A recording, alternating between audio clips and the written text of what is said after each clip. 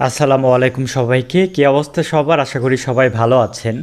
গত বছর জুনের ১৩ তারিখে প্রথম আলো একটা রিপোর্ট প্রকাশ করে ঢাকায়, শুধুমাত্র ঢাকায় প্রতি ৪০ মিনিটে একজন করে ডিভোর্স হয়, মানে বিবাহ বিচ্ছেদ হয়। এবং প্রতিদিন ৩৭ জন মানুষ তাদের বিবাহ বিচ্ছেদ করেছে। শুধুমাত্র ঢাকায় এই অবস্থা, ঢাকার বাইরের অবস্থা তো আরও খারাপ। সো প্রতিদিনই বিবাহ বিচ্ছেদ বা ডিভোর্সের সংখ্যা অনেক হার। আপনারা জানেন যে বিল গেটসের পর্যন্ত ডিভোর্স হয়েছে, তাহাসান মিথিল একসাথে থাকতে পারে নাই, হুমায়ুন ফরিদের ডিভোর্সের কথা আপনি জানেন। সো এই ডিভোর্স হয়, বিবাহ বিচ্ছেদ হয়, মানুষ একে অপরের সাথে থাকতে পারে না। এটা একটা জটিল প্রক্রিয়া, অনেক কমপ্লেক্স এই ব্যাপারগুলো নিয়ে কথাবার্তা বলতে। বাট আমি ব্যক্তিগতভাবে কয়েকটা জিনিস বুঝি, সেটা হইল, দেখেন যে বর্তমান সময়ে না ব্যবসায়ী ছেলেদের সাথে বিয়েটে মানুষ দিতে চায় না।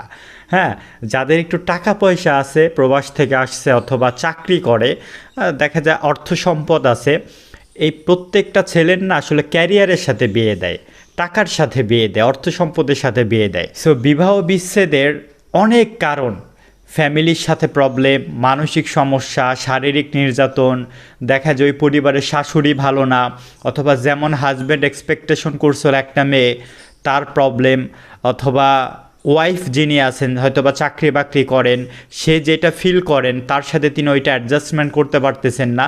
আর এক্ষেত্রে দেখা যায় যে শিক্ষিত মানুষদের বিবাহ বিচ্ছেদের সংখ্যা অনেক বেশি।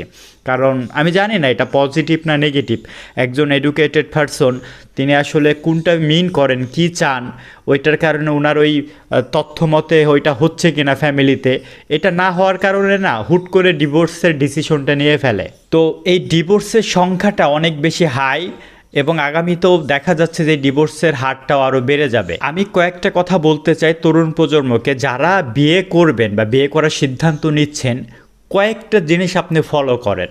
প্রথমত হইল, যে সকল মেয়ের অভিভাবক আছেন বা মেয়েরা আছেন, আপনার মেয়ে সুন্দরী হইলেই আমার মেয়ে অনেক সুন্দরী, এই অহংকার টানার দরকার নাই। আপনি আপনার মেয়েকে বিয়ে দিবেন, একটা ভালো সৎপাত্রের সাথে বিয়ে দেন।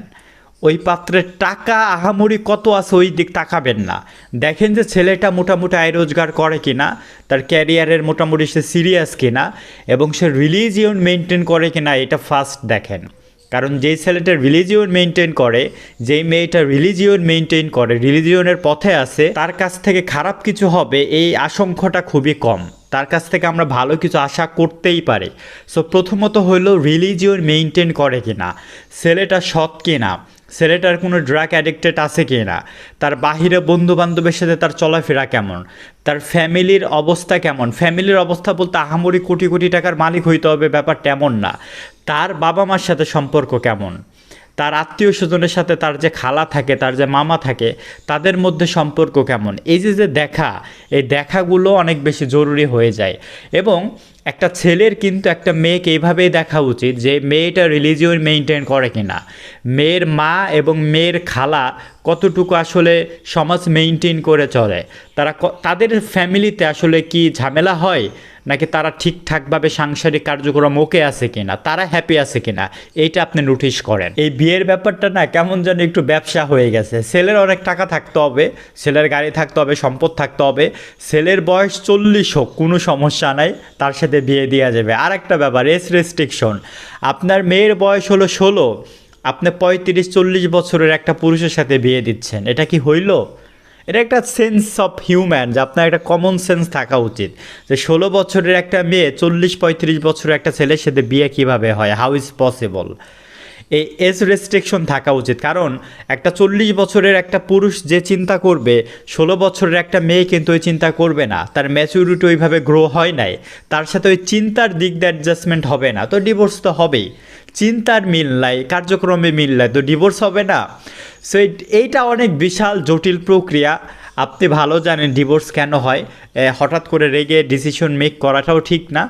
সো আমরা বিশ্বাস করি আপনি সচেতন হন, বিয়ে দেওয়ার ক্ষেত্রে অনেক সচেতন হওয়াটা জরুরি। আপনার যে ছেলে দেখতে আইছে ওই ছেলে যদি মোটামুটি ফ্যামিলি স্ট্যান্ডার্ড থাকে, মধ্যবিত্ত হইলেও, টাকা পয়সা একটু কম থাকলেও, ক্যারিয়ার পরিশ্রমী হইলে, রিলিজিয়ন মেনটেন করলে, এজ ঠিক থাকলে, আপনার মেয়ে আপনি অনায়াসে এখানে বিয়ে দিতে পারেন।